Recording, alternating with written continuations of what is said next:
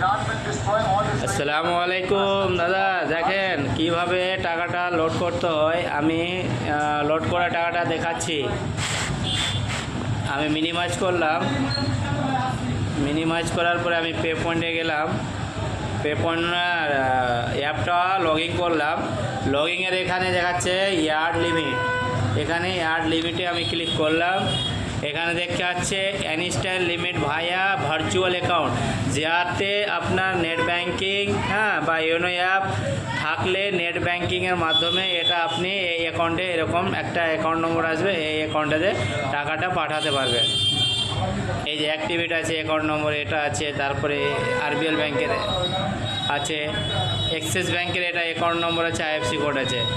এই যে প্রথমে দেখাচ্ছে এজেন্ট আইডি PAYP প্রথমে থাকবে, তারপরে এজেন্ট আইডি থাকবে। এজেন্ট আইডি যদি না থাকে নেট ব্যাঙ্কিং থ্রু, তাহলে 2 নম্বরের অপশানে চলে যেতে হবে। 2 নম্বর অপশানে হচ্ছে ইউপিআই, মানে add fund to my limit via UPI. এই যে আমি ইউপিআই গেলাম, ক্লিক করলাম। এখানে দেখাচ্ছে প্রথমে choice VPA, select your VPA. এখানে আমি সিলেক্ট করলাম। সিলেক্ট করার পরে আমার ইউপিআই আইডি 3টা দেওয়া আছে অলরেডি।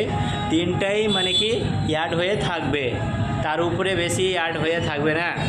তো আপনাকে যদি না থাকে, নতুনভাবে আপনি ইউপিআই আইডি যেটা ফোনপে আছে ওটা অ্যাড করে নেবেন, আর এখানে একটা যে কোনো একটা সিলেক্ট করে নেবেন। আমার এখানে আছে মোবাইল নম্বর দেওয়া আছে, যা হোক এগুলো অ্যাপ্রুভাল করা আছে। তাহলে মিনিমাম 100 টাকা অ্যামাউন্ট দিয়ে লোড মানি করতে হবে। এখানে দেখাচ্ছে প্রসেস, এখানে আমি 100 টাকা চলে এসেছে। আবার আমি প্রসেসটা ক্লিক করলাম। প্রসেসটা ক্লিক করার পরে এটা মেসেজ চলে গেছে, এই যে নোটিফিকেশান চলে এসছে। নোটিফিকেশান আমি পে বিলে ক্লিক করলাম।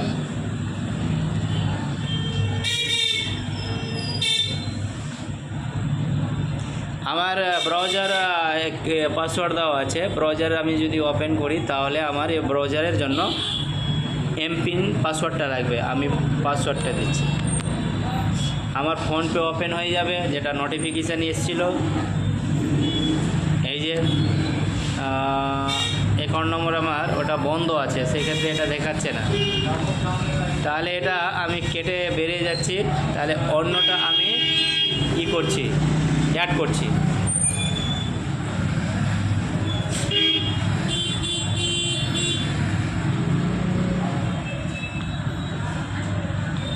আমি এটা না সিলেক্ট করে, আমি এটা যদি সিলেক্ট করি, তাহলে আমি ডিজি খাতা দিয়ে সিলেক্ট করি। ডিজি খাতা আমি সিলেক্ট করলাম।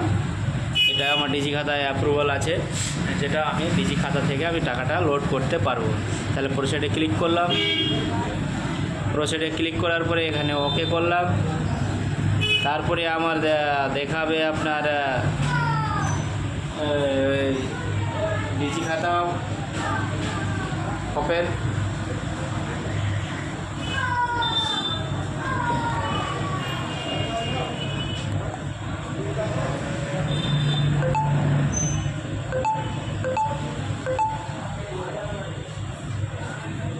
ডিজি খাতা ওপেন করলাম আমি।